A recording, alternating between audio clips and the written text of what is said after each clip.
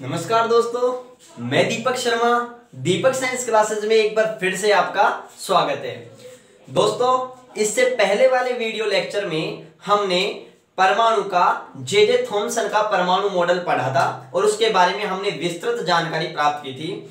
आज हम इस वीडियो लेक्चर में जे थॉमसन के बाद में एक वैज्ञानिक आए जिनका नाम था रदरफोर्ड। रदरफोर्ड ने अपना परमाणु मॉडल दिया, लेकिन रदरफोर्ड ने अपना परमाणु मॉडल देने से पहले एक एक्सपेरिमेंट किया था। उस एक्सपेरिमेंट को किस नाम से जाना जाता है? रदरफोर्ड का अल्फा कण प्रकीर्णन प्रयोग। तो दोस्तों, आज हम इस वीडियो के माध्यम से रदरफोर्ड का वो अल्फा कण एक्सपेरिमेंट पढ़ेंगे जिसके बारे में आपने सुना होगा। ठीक है दोस्तों, अगर दोस्तों चैनल को सब्सक्राइब नहीं किया है तो सब्सक्राइब जरूर कर लें और हाँ, बेल आइकन को दबाना बिल्कुल ना भूलें ताकि मैं जैसे यहां वीडियो अपलोड करूं आपके पास तुरंत नोटिफिकेशन पहुंच जाए। और ज्यादा से ज्यादा अपने दोस्तों के पास में शेयर कीजिए और लाइक कीजिए। ठीक है दोस्तों, तो आज हम बात करते हैं इस वीडियो में रदरफोर्ड का अल्फा कण प्रकीर्णन प्रयोग। देखो क्या हुआ, जैसे मैंने पिछले वीडियो में बात की थी जे थॉमसन के परमाणु मॉडल के बारे में, तो जे थॉमसन ने क्या बताया कि जो परमाणु है वो एक 10 की पावर -10 मीटर का एक धनावेशित गोला है। क्या है? धनावेशित गोला है, जिसमें इलेक्ट्रॉन उसी प्रकार से धसे होते हैं जिस प्रकार से तरबूज में बीज धसे होते हैं। क्या धसे होते हैं? तरबूज में बीज धसे होते हैं। तो इसलिए हमने जे थॉमसन के परमाणु मॉडल को किस नाम से जाना गया था? तरबूज मॉडल के नाम से।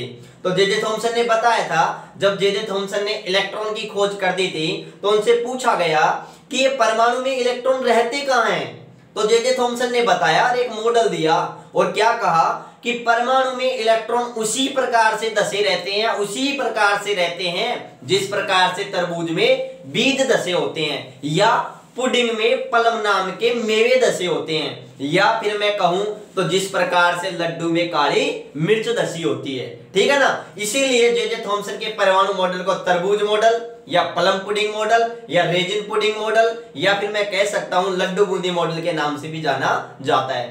तो ये सब बातें अपन ने चर्चा कर ली थी इससे पहले वाले वीडियो में। अगर हाँ आपने मेरा वो वीडियो नहीं देखा है तो जरूर देखें, मैं डिस्क्रिप्शन में उसका लिंक जरूर दे दूंगा आपको। ठीक है, और ज्यादा से ज्यादा अपने दोस्तों के पास में शेयर करें। तो देखो, जैसे रदरफोर्ड जे थॉमसन ने अपना परमाणु मॉडल दिया, तो परमाणु मॉडल देने के बाद में रदरफोर्ड, देखो क्या था, रदरफोर्ड है ना, रदरफोर्ड जो वैज्ञानिक है वो रियली में जे थॉमसन का चेला था। क्या था? जे थॉमसन का चेला था। और जे थॉमसन के साथ में अगर मैं बात करूं, लगभग जे थॉमसन का एक रिकॉर्ड रहा है, उनके जितने भी 6-7 चेले हैं वो सारे के सारे नोबेल प्राइज विनर हैं। एक तरीके से मैं बात करूं, उनको नोबेल प्राइज मिला हुआ है। जे थॉमसन को भी नोबेल प्राइज मिला था इलेक्ट्रॉन। ठीक है, तो मैं बात करूंगा रदरफोर्ड के बारे में। तो रदरफोर्ड जे थॉमसन के अंडर में ही कार्य कर रहे थे। ठीक है ना? तो रदरफोर्ड ने जे थॉमसन से एक क्वेश्चन किया कि अगर आपने कहा कि अगर मैं ये परमाणु है, अगर इस परमाणु पर मैं अल्फा कणों की बौछार कराऊं, अगर मैं इस पर अल्फा कण डालूं तो क्या होगा? तब जे थॉमसन ने कहा कि अल्फा कण सीधा निकल जाएगा। क्या निकल जाएगा? सीधा निकल जाएगा। बस उसी बात को रदरफोर्ड ने पल्ले बांध लिया और क्या किया, एक एक्सपेरिमेंट किया। लेकिन जे थॉमसन की तो मृत्यु हो गई थी सन 1919 में। ठीक है ना? और अपन बात कर रहे हैं सन 1909 की, 1909 और 1911 के बीच की। ठीक है ना? क्योंकि जे थॉमसन ने अपना परमाणु मॉडल 1904 में दिया था। ठीक है ना? उसके बाद में रदरफोर्ड जे थॉमसन है काफी वृद्ध हो गए थे, तो इतना फिर एक्सपेरिमेंट वगैरह बंद कर दिया था। तो ये रदरफोर्ड थे, वैज्ञानिक थे, यही सारा का सारा एक्सपेरिमेंट का जिम्मे इनके पास ही सारा का सारा था। और ये उस टाइम में इंग्लैंड की जो मैनचेस्टर कॉलेज है उसके अंदर ये प्रोफेसर थे। ठीक है, तो रदरफोर्ड इस चीज को जानने के लिए बहुत ज्यादा उत्सुक थे कि यार परमाणु के अंदर इलेक्ट्रॉन रहते कहां हैं। बस इस चीज को तो सबसे ज्यादा जानने के लिए इच्छुक थे। इसलिए रदरफोर्ड ने भी अपने 2 सहयोगी, या फिर काफी बुकों में भी कहा जाता है ये दोनों रदरफोर्ड के भी चेले थे। ठीक है, लेकिन मैं यहाँ पर ये कहूंगा कि रदरफोर्ड ने अपने 2 सहयोगी, जिनका एक का नाम था एच गाइगर और दूसरे का नाम था अर्नेस्ट मोसडन। इन दोनों को सुझाव दिया, मतलब इन दोनों से कार्य करवाया और खुद उनका मार्गदर्शन किया। तो इन दोनों ने मिलकर के वो प्रयोग किया, रियली में प्रयोग इन दोनों ने किया, लेकिन ये प्रयोग जो किया है वो रदरफोर्ड के मार्गदर्शन में ही किया गया था। क्या प्रयोग किया? रदरफोर्ड ने और इनके सहयोगी ने एक सोने की पन्नी पर क्या कराया? अल्फा कणों की बौछार कराई। क्या कराई? अल्फा कणों की बौछार कराई। जब बौछार कराई तब उससे क्या निष्कर्ष प्राप्त हुए? उन निष्कर्षों के आधार पर रदरफोर्ड ने एक मॉडल दिया जिसे रदरफोर्ड का परमाणु मॉडल कहते हैं, जिसके लिए मैं अलग से वीडियो बनाऊंगा क्योंकि काफी लंबा हो जाता है वीडियो, इसलिए मैं इसी में बात करूंगा अभी। तो पहले अपन बात करते हैं जिसके उस प्रयोग की बात करते हैं जिस प्रयोग से नाभिक की खोज हुई थी। नाभिक की खोज भी इसी प्रयोग से हुई थी, अल्फा कण प्रकीर्णन प्रयोग से। ठीक है दोस्तों, और नाभिक की खोज के लिए ही रदरफोर्ड सबसे ज्यादा क्या हुए थे? प्रसिद्ध हुए थे। ठीक है ना।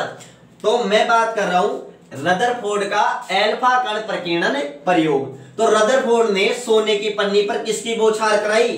अल्फा कणों की। तो सबसे पहले अपने पास दो क्वेश्चन आते हैं कि रदरफोर्ड ने अपने प्रयोग के लिए सोने की पन्नी ही क्यों ली? समझ रहे हो ना? रदरफोर्ड ने अपने प्रयोग के लिए सोने की पन्नी ही क्यों ली?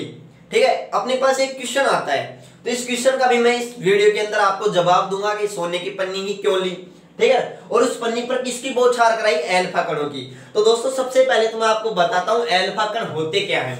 ठीक है, तो अगर जब बात आए कभी भी अल्फा कण की, तो आप तो केवल इतना याद रखना कि अल्फा कण क्या है। मैं बात करूं, ये अपने पास क्या है? हीलियम। हीलियम के परमाणु क्रमांक कितने होते हैं? 2, और द्रव्यमान संख्या कितनी होती है? 4। तो मेरे को एक बात बताओ, अगर मैं इसके अंदर आपसे एक क्वेश्चन पूछूं, जो मैंने पहले पढ़ा भी दिया, बेसिक चीजें हैं कि जो परमाणु क्रमांक होता है वो क्या होता है? प्रोटॉन की संख्या। तो मैं आपसे पूछूं कि इस हीलियम में प्रोटॉन कितने हैं, तो आप क्या कहोगे? 2 हैं, क्योंकि परमाणु क्रमांक क्या है? प्रोटॉन की संख्या। प्रोटॉन की संख्या को ही परमाणु क्रमांक कहते हैं, जिसे अपन किससे इंडिकेट करते हैं? Z से। दूसरा क्वेश्चन मेरा ये है कि इसमें न्यूट्रॉन कितने हैं, तो आप कहोगे सर द्रव्यमान संख्या में से परमाणु क्रमांक घटा दो, 4 में से 2 घटा देंगे तो न्यूट्रॉन कितने हो जाएंगे? 2 हो जाएंगे। तो इसमें प्रोटॉन 2 है, न्यूट्रॉन 2 है। अब मैं आपसे क्वेश्चन पूछता हूं, इसके अंदर इलेक्ट्रॉन कितने हैं, तो आप क्या कहोगे?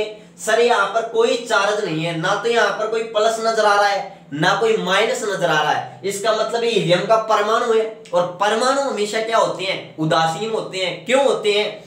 क्योंकि परमाणु में जितने प्रोटॉन की संख्या होती है उतनी क्या होती है? इलेक्ट्रॉन की संख्या होती है। तो प्रोटॉन पर जितना धनावेश होता है इलेक्ट्रॉन पर उतना ही ऋणावेश होता है, एक दूसरे को कैंसिल कर देते हैं। तो परमाणु पर ओवरऑल चार्ज क्या होता है? 0। जब आवेश 0 हो तो उसी को तो अपन उदासीन कहते हैं, उसी को तो न्यूट्रल कहते हैं। ठीक है, तो इसके अंदर इलेक्ट्रॉन भी कितने हैं? 2 हैं। लेकिन अपन बात कर रहे हैं अल्फा कण की। अगर मैं इसमें से दोनों के दोनों इलेक्ट्रॉन निकाल दूं, दोनों के दोनों इलेक्ट्रॉन क्या कर दूं? निकाल दूं, तो ये अपने पास में क्या हो जाएगा? क्या बन जाएगा? अल्फा कण।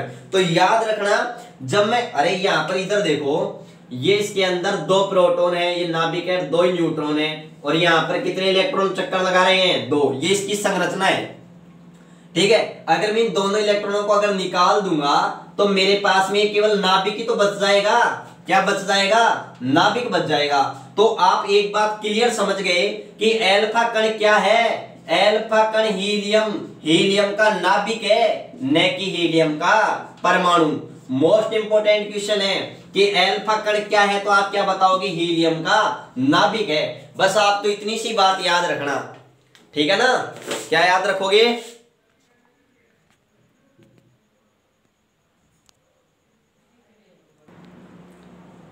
तो मैं बात कर रहा हूं अल्फा कण क्या है? अल्फा कण हीलियम का क्या है दोस्तों? नाभिक है। याद रखना, अल्फा कण हीलियम का परमाणु नहीं है, अल्फा कण हीलियम का क्या है? नाभिक है। ठीक है ना? तो मेरे को एक बात बताओ, नाभिक पर हमेशा कैसा आवेश होता है? धनावेश। मैंने बता एक एक चीज क्लियर कर दी आपकी। अगर आप वीडियो नहीं देखे हो तो कृपया शुरू से वीडियो नंबर 1 से आप जरूर देखें। एक एक चीज बहुत बारीकी से आपका बेसिक क्लियर करते हुए मैं आगे बढ़ा हूं। ठीक है ना? तो याद रखना, नाभिक पर हमेशा कैसा आवेश होता है? धनावेश। दूसरी बात, अगर मैं बात करूं अल्फा कण, अगर मैं अल्फा कण पर आवेश की बात करूं तो अल्फा कण पर आवेश कितना होता है, +2। देखो आपको ये दिख रहा होगा अच्छी तरीके से कि अल्फा कणों पर जो चार्ज होता है, जो आवेश होता है, वो कितना होता है, +2 होता है। ठीक है ना, इसलिए मैंने लिखा है प्लस प्लस, अलग अलग आपको करके दिखाया है। ठीक है ना, तो ये क्या है कि काफी बार क्वेश्चन पूछ लेता है अल्फा कण क्या है, तो आप बताओगे अल्फा कण हीलियम का नाभिक है। हीलियम का नाभिक है तो उसमें प्रोटॉन कितने हैं, 2 हैं, इसलिए उस पर आवेश कितना होगा, 2 होगा। दूसरी इंपॉर्टेंट क्वेश्चन है, एग्जाम में क्वेश्चन पूछ लेता है हीलियम का द्रव्यमान कितना होता है, तो याद रखना, सॉरी अल्फा कण का द्रव्यमान कितना होता है, तो याद रखोगे 4 AMU, या तो AMU या फिर मैंने बताया था आजकल AMU के स्थान पर देखो एक तो होता है AMU, मैंने कहा था AMU क्योंकि परमाणु का और नाभिक का द्रव्यमान अपन किलोग्राम या ग्राम में नहीं माप सकते, उसको मापने के लिए एक मात्रक का प्रयोग किया गया जिसे अपन क्या कहते हैं, AMU, एटॉमिक मास यूनिट, जिसे आजकल वर्तमान में किसके नाम से जानते हैं, U, और U का मतलब क्या है, यूनिफाइड। तो अगर मैं पूछूं आपसे कि अल्फा कण है, उस अल्फा कण का अगर मैं द्रव्यमान की बात करूं, किसकी बात करूं, द्रव्यमान की, तो अगर मैं इसके द्रव्यमान की मैं बात करता हूं तो इसका द्रव्यमान कितना बताओगे आप, 4U। क्या बताओगे, 4U। U का मतलब क्या है, यूनिफाइड, क्या है, यूनिफाइड। अब आप कहोगे, तो देखो ये स्टेटमेंट याद रखना, एग्जाम में बहुत बड़े क्वेश्चन पूछा है अल्फा कणों पर। ठीक है ना, दूसरी देखो मैं एक बात बताऊं, एग्जाम में काफी बार क्वेश्चन ये पूछ लेता है, ये भी एक क्वेश्चन पूछ लेता है कि मैं यहां पर लिख रहा हूं यह प्रोटॉन से 4 गुना भारी होता है। मतलब जो प्रोटॉन का द्रव्यमान है ना उससे कितना गुना भारी होता है अल्फा कण, तो आप क्या बताओगे, 4 गुना। देखो मैं एक एक चीज क्लियर कर रहा हूं, अल्फा कण हीलियम का क्या है, नाभिक है, नाभिक है तो इसमें से 2 इलेक्ट्रॉन निकाल दिया अपन ने, क्योंकि हीलियम के परमाणु क्रमांक कितने, 2, तो प्रोटॉन कितने, 2, तो इलेक्ट्रॉन भी कितने, 2, तो उन दोनों इलेक्ट्रॉन को बाहर निकाल देंगे। तो बाहर निकाल दिए तो मैंने क्या कहा था, जब देता है निकाल देते हैं, ठीक है ना, तो अपने यहाँ पर चार्ज कैसा आता है, प्लस का, डोनेट कर दिया, किसी को दूसरे को दे दिया। मैंने आपको बताया भी था अगर मैं किसी दूसरे को पैसे दूंगा तो मेरे को क्या मानेगा, यार ये तो धनवान है, धनवान का मतलब यहाँ पर धनावेश है। ठीक है, धनावेश कितने, 2, क्योंकि दिए कितने, 2। ठीक है, अब देखो आवेश कितना हो गया, प्लस का 2, द्रव्यमान कितना, 4U, यहाँ पर दिख रहा है आपको 4U। अब मैं यहाँ पर बोल रहा हूं यह प्रोटॉन से 4 गुना भारी होता है। जब मैंने आपको क्या पढ़ाया था, परमाणु के कुछ मूल कण, उसमें मैंने आपको न्यूट्रॉन, एक वीडियो डाला था मैंने परमाणु के मूल कणों के बारे में बेसिक जानकारी में, उसमें मैंने एक बात कही थी आपसे, आपके याद हो तो, कि मैं से कहूंगा कि प्रोटॉन का द्रव्यमान न्यूट्रॉन के द्रव्यमान के, मैंने कहा था कि मास ऑफ प्रोटॉन लगभग बराबर होता है मास ऑफ न्यूट्रॉन। मतलब प्रोटॉन का द्रव्यमान किसके बराबर होता है, लगभग न्यूट्रॉन के द्रव्यमान के बराबर होता है। तो प्रोटॉन कितने, 2, न्यूट्रॉन कितने, 2, तो 2 और 2 कितने हो गए, 4। या तो मैं ऐसे कह दूं कि ये 2 प्रोटॉन है और ये 2 ही न्यूट्रॉन है, इन दोनों न्यूट्रॉनों का द्रव्यमान लगभग इन दोनों प्रोटॉन के द्रव्यमान के बराबर ही तो होगा, क्योंकि यहाँ पर प्रोटॉन का द्रव्यमान और न्यूट्रॉन का द्रव्यमान लगभग क्या होता है, बराबर होता है। तो मैं सिर्फ कह सकता हूं इसका जो द्रव्यमान लगभग 4 प्रोटॉन के बराबर होता है। तो मैं यही तो बात बोल रहा हूं, यह प्रोटॉन से कितना गुना भारी होता है, 4 गुना। मतलब इसका वजन 4 प्रोटॉन के बराबर होता है। तो मैं बोल सकता हूं यह प्रोटॉन से कितना गुना भारी है, 4 गुना भारी है। ये बात क्लियर। ये अपना अल्फा कण के बारे में मैंने आपको डिस्कस कर दिया। इंपॉर्टेंट बात याद रखना, अल्फा कण हीलियम का नाभिक है, वह भी कैसा, द्विधनावेशित, धनावेश कितना, 2। ठीक है ना, ये चीज क्लियर रखना। ठीक है, 4 गुना भारी होता है। क्लियर है। ये अल्फा कण के बारे में मैंने आपसे जानकारी प्राप्त कर, अल्फा कण के बारे में मैंने आपको बता दिया। इसके बाद में अपन बात करते हैं किसके बारे में, सोने की पन्नी के बारे में, सोने की पन्नी के बारे में। ठीक है ना, तो देखो कि रदरफोर्ड ने सोने की पन्नी, सोने की पतली पन्नी ही क्यों काम में ली। तो देखो कारण क्या है, कारण, पहला कारण तो क्या है कि सोने की सबसे पतली पन्नी बन सकती है। क्या बन सकती है, सोने से सबसे पतली पन्नी बन सकती है, क्योंकि आपको पता है कि जो सोना है जिसका प्रतीक क्या है दोस्तों, Au, क्या है, Au। ठीक है ना, सोना है वो सबसे क्या है, तन्य धातु है, सबसे क्या है, तन्य धातु है। ऐसा कहा जाता है कि 1 ग्राम सोने में लगभग 2 किलोमीटर लंबा तार खींच सकते हैं। ये बात कौन कहती है, एनसीईआरटी कहती है, ठीक है, मैं नहीं कह रहा, एनसीईआरटी बोलती है कि 1 ग्राम सोने में लगभग 2 किलोमीटर लंबा तार खींच सकते हैं। अब मेरे से ये मत पूछना सर खींच करके बताओ, तो अधिक जानकारी के लिए निकट सुनार से संपर्क करो, ठीक है।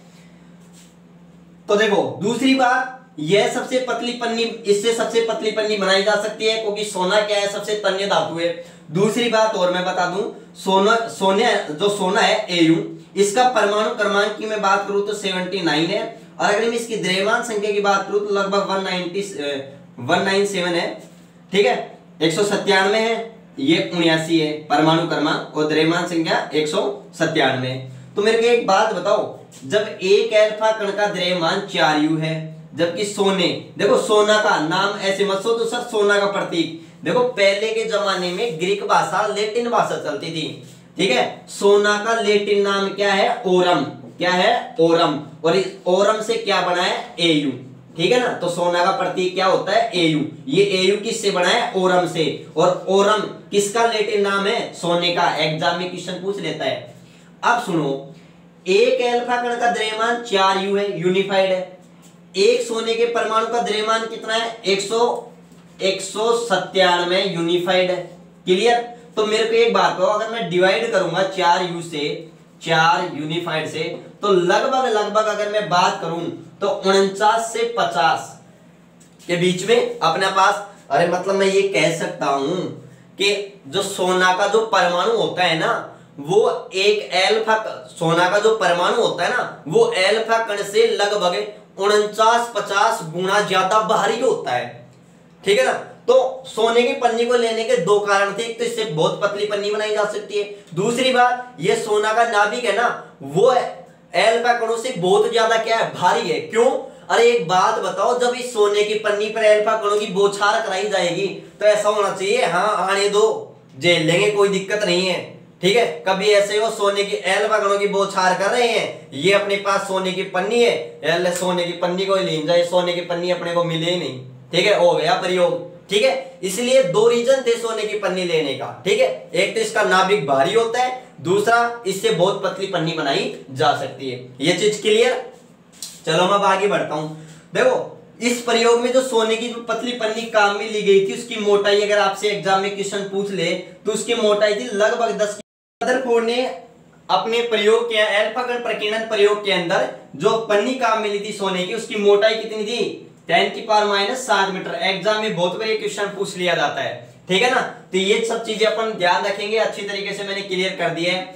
अब क्या किया रदरफोर्ड ने क्या किया, प्रयोग किया अल्फा कण प्रकीर्णन प्रयोग। उस प्रयोग की क्या व्यवस्था थी, इसके अंदर एक बॉक्स था, इस बॉक्स में एक वह तत्व रखा था जो अल्फा कण का क्या था, स्रोत था। मतलब ये कुछ रेडियोएक्टिव तत्व थे, जैसे पोलोनियम हुआ, रेडियम हुआ, बिस्मिथ हुआ, ठीक है ना। तो इसमें अगर मैं बात करूं 12th एनसीईआरटी की फिजिक्स की अगर मैं बात करूं तो उसके अंदर एक तत्व काम में लिया गया था, उसमें ये दे रखा था, बिस्मिथ का प्रयोग किया। बिस्मिथ का परमाणु क्रमांक 83 होता है और इससे द्रव्यमान संख्या कितनी होती है, 214 होती है। वैसे कोई जरूरी नहीं है, अपन यहाँ पर क्या काम में ले सकते हैं, पोलोनियम भी काम में ले सकते हैं, रेडियम भी काम में ले सकते हैं। मतलब कुल मिलाकर के रेडियोएक्टिव पदार्थ होते हैं, ठीक है ना, जो ऑटोमेटिक अल्फा बीटा गामा किरणों का क्या करते हैं, उत्सर्जन करते हैं, ठीक है। अब इसमें क्या हुआ कि ये भाई जैसे इससे अल्फा कण स्रोत से अल्फा कण निकलेंगे तो ये विभिन्न दिशा के अंदर क्या होती है, फैलती हैं। तो उससे बचने के लिए इसको लेड के बॉक्स में क्या कर दिया गया, बंद कर दिया गया और एक सीधी अल्फा किरण पुंज प्राप्त की गई। ये किरण पुंज विचलित नहीं हो इधर उधर, इसलिए बिल्कुल बारीक किरण पुंज प्राप्त करने के लिए लेड की क्या लगाई गई, ईंटें लगाई गई या लेड की प्लेट लगाई गई, ताकि ये अल्फा कण सीधा का सीधा गमन करके किस पर जाकर टकराए, सोने की पन्नी पर, ठीक है। और इस पूरे प्रयोग को दोस्तों अगर मैं बात करूं तो निर्वात के अंदर, वैक्यूम के अंदर बंद करके रख दिया था, किसने, रदरफोर्ड ने। क्यों, क्योंकि हवा अगर चलेगी तो ये अल्फा कण क्या हो जाएंगे, इधर उधर विचलित हो जाएंगे, इसलिए इस पूरे प्रयोग को उन्होंने क्या कर दिया था, निर्वात के अंदर बंद कर दिया था, ठीक है, पूरा निर्वात के अंदर किया था। अब क्या हुआ, रदरफोर्ड ने अल्फा कणों की जब सोने की पन्नी पर क्या कराई, बौछार कराई, ये सोने की पतली पन्नी है, इसके चारों ओर एक पर्दा लगा हुआ है। ये पर्दा किसका है दोस्तों? ये एक जिंक सल्फाइड का पर्दा है। किसका पर्दा लगाया? जिंक सल्फाइड का। जिंक सल्फाइड का क्यों लगाया? क्योंकि जिंक सल्फाइड एक प्रतिदीप्ति पदार्थ है। अगर इससे कोई वस्तु टकराती है तो चमक सी उत्पन्न होती है, प्रस्फुरन उत्पन्न होता है एक तरीके से, जिससे पता लग जाता है हाँ कोई कण टकरा रहा है। ठीक है, और उन अल्फा कणों की गिनती करने के लिए, देखने के लिए, गिनती करने के लिए यहाँ पर एक चल सूक्ष्मदर्शी लगाई गई, जो यहाँ पूरे इधर क्या होती है? रोटेट होती है। ठीक है ना। तो उसके बाद में अगर मैं बात करूं क्या हुआ, अब क्या हुआ, रदरफोर्ड ने जैसे ही अल्फा कणों की बौछार कराई सोने की पन्नी पर, तो अधिकांश अल्फा कण इस सोने की पन्नी के क्या गुजर गए? आर पार गुजर गए। क्या गुजर गए? आर पार गुजर गए। ठीक है, अधिकांश जब रदरफोर्ड ने अल्फा कणों की बौछार सोने की पन्नी पर कराई, तो उन्होंने क्या देखा? उन्होंने देखा कि अधिकांश अल्फा कण सोने की पन्नी के क्या गुजर गए? आर पार गुजर गए। क्या गुजर गए? आर पार गुजर गए। दूसरा, कुछ अल्फा कण बहुत कम कोण पर क्या हो गए? प्रकीर्णित हो गए। टकरा करके बहुत कम कोण पर क्या हो गए? प्रकीर्णित हो गए। ठीक है। तीसरी बात, मतलब कुछ अधिकांश अल्फा कण, लगभग मैं कहूं तो मैं ये कह सकता हूं 99% अल्फा कण तो लगभग सोने की पन्नी के क्या गुजर गए? आर पार गुजर गए। रदरफोर्ड ने ऐसा सोचा भी नहीं था कि ऐसा भी होगा क्या। ठीक है ना। कुछ अल्फा कण कुछ कोण पर क्या हो गए? प्रकीर्णित हो गए, फैल गए। लेकिन लगभग अगर मैं बात करूं 12,000 अल्फा कणों में से, काफी जगह दे रखा है 20,000 अल्फा कणों में से एक अल्फा कण इस सोने की पन्नी से सीधा टकराया और टकरा करके वापिस 180 डिग्री के कोण पर ही क्या हो गया? वापस लौट गया। रदरफोर्ड ये अपना प्रयोग देख करके, ये प्रेक्षण देख करके, इस चीज को देख करके एक तरीके से अचंभित रह गई। रदरफोर्ड ने कभी भी ऐसा नहीं सोचा था कि ऐसा रिजल्ट निकल करके आएगा क्या। रदरफोर्ड ने फिर एक बात कही, ये तो अविश्वसनीय बात है, मुझे यकीन नहीं हो रहा, मुझे विश्वास नहीं हो रहा। ये तो वही बात हो गई कि एक 15 इंच तोप का गोले को अगर मैं टिश्यू पेपर पर मारूं तो वो टकरा करके वापस मेरे को मारे। मतलब अगर आप अनुमान लगाओ, क्या एक 15 इंच के तोप के गोले को अगर मैं एक टिश्यू पेपर पर, एक कागज पर मारता हूं तो क्या वो टकरा करके मेरे को मारेगा? क्या नहीं मारेगा, कभी विश्वास नहीं होगा, कागज का टुकड़ा ही नहीं मिलेगा। समझ रहे हो ना। तो रदरफोर्ड ने वैसी ही बात कही, रदरफोर्ड को विश्वास नहीं हुआ, यार ये क्या हो गया, लेकिन ये तो प्रैक्टिकल था। फिर उन्होंने, अगर मैं इसी प्रयोग को, तो देखो तीन पॉइंट है, याद रखना। अधिकांश अल्फा कण सोने की पन्नी के आर पार गुजर गए, कुछ अल्फा कण बहुत कम कोण पर क्या हो गए? प्रकीर्णित हो गए। लगभग 12,000 या 20,000, काफी बुकों में अलग अलग है, तो उसमें कोई दिक्कत नहीं है, आपके कोई डाटा कभी नहीं पूछता। तो लगभग एनसीईआरटी कहती है 12,000, माध्यमिक शिक्षा बोर्ड बोलती है 20,000, तो उसमें कोई डाउट नहीं है। एक कण 180 डिग्री के कोण पर वापस क्या हो गया? प्रकीर्णित हो गया। तो रदरफोर्ड बहुत अचंभित हो गई। ठीक है।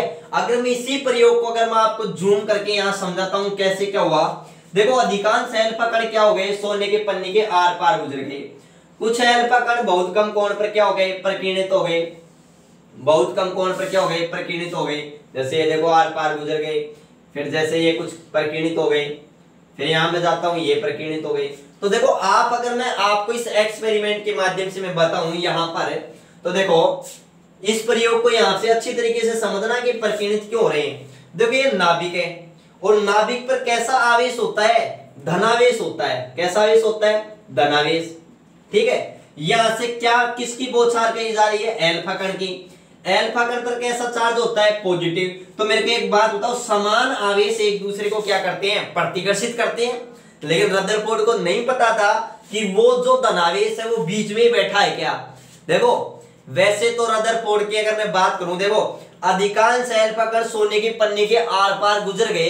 इससे आप क्या सोचोगे कि परमाणु का अधिकांश भाग क्या है? खोखला है। क्या है? खोखला, मतलब भरा हुआ नहीं है। जबकि जे थॉमसन तो ये कह रहा था परमाणु एक धनावेशित गोला है, ठीक है, जिसमें पूरे में धनावेश फैला हुआ है। अब देखो एक एक बात समझना। रदरफोर्ड क्या कहता है कि परमाणु का अधिकांश भाग तो खोखला है, उसके बाद में क्योंकि अधिकांश अल्फा कण सोने की पन्नी के क्या गुजर गए, आर पार गुजर गए। कुछ अल्फा कण जो अल्फा कण बीचों बीच से थोड़े से पास में जा रहे थे, जैसे देखो ये जा रहा है, ये परकीर्णित हो गया। क्यों हो गया? क्योंकि इस पर कैसा आवेश है, धनावेश। क्योंकि धनावेश को धनावेश ही क्या करेगा, प्रतिकर्षित करेगा। इससे रदरफोर्ड ने सोचा, क्या निष्कर्ष निकाला कि जो जे थॉमसन ये बात बोल रहा था कि ये धनावेश पूरे परमाणु में फैला हुआ है, वो धनावेश पूरे परमाणु में एक समान रूप से वितरित नहीं है, वो एक छोटे से भाग में क्या है, केंद्रित है। और बाद में उसको क्या कहा गया, नाभिक कहा गया। क्या कहा गया, नाभिक। तभी तो ये प्रतिकर्षित हुए। एक अल्फा कण जो बीचों बीच टकराता है और टकरा करके वापस 180 डिग्री के कोण पर वापस लौट जाता है। तो इससे रदरफोर्ड ने क्या निष्कर्ष निकाला कि परमाणु का समस्त धनावेश और द्रव्यमान उसके कहां पे, एक बहुत छोटे से भाग में केंद्रित है, बहुत छोटे से भाग में केंद्रित है। और जिसको बाद में क्या कहा गया, नाभिक कहा गया। क्या कहा गया, नाभिक कहा गया। ठीक है ना। तो ये नाभिक किस प्रकार से रदरफोर्ड ने क्या की थी, खोज की थी। तो नाभिक की खोज भी किस प्रयोग द्वारा हुई थी, अल्फा कण प्रकीर्णन प्रयोग द्वारा ही खोज हुई थी। अब देखो अपने पास कुल मिलाकर के 3 पॉइंट निकल के आए। अधिकांश अल्फा कण सोने की पन्नी के आर पार गुजर जाते हैं। इससे रदरफोर्ड ने क्या निष्कर्ष निकाला, परमाणु का अधिकांश भाग क्या है, खोखला है। क्लियर। दूसरी बात, कुछ अल्फा कण बहुत कम कोण पर क्या हो गए, प्रकीर्णित हो गए, मतलब विक्षेपित हो गए, या मैं बोल सकता हूं प्रतिकर्षित हो गए, क्योंकि समान आवेश प्रतिकर्षण। इससे रदरफोर्ड ने कहा कि परमाणु के अंदर धनावेश है वो एक समान रूप से वितरित नहीं है, बल्कि एक छोटे से भाग में क्या है, केंद्रित है। ठीक है। तीसरी बात, एक अल्फा कण सीधा बीच में जाता है 180 डिग्री कोण पर सीधी सरल रेखा में टकरा करके वापस लौट जाता है। इससे रदरफोर्ड ने निष्कर्ष निकाला कि जो परमाणु का धनावेश के साथ साथ संपूर्ण द्रव्यमान भी उसके एक छोटे से भाग में केंद्रित है। और उस छोटे से भाग है ना, उस छोटे से भाग का आकार है ना, आकार उसके परमाणु के आकार से 10 की पावर 5 गुना क्या है, छोटा है। क्योंकि नाभिक है वो परमाणु के अंदर है, क्या है, परमाणु के अंदर। या फिर मैं कह सकता हूं कि जो परमाणु का आकार है, परमाणु का आकार है वो छोटे से भाग से कितने ज्यादा गुना है, 10 की पावर 5 गुना है। ठीक है। और रदरफोर्ड ने कैलकुलेशन करके बताया था कि नाभिक का आकार कितना होता है, 10 की पावर -15, और परमाणु का कितना होता है, 10 की पावर -10 मीटर होता है। तो अगर मैं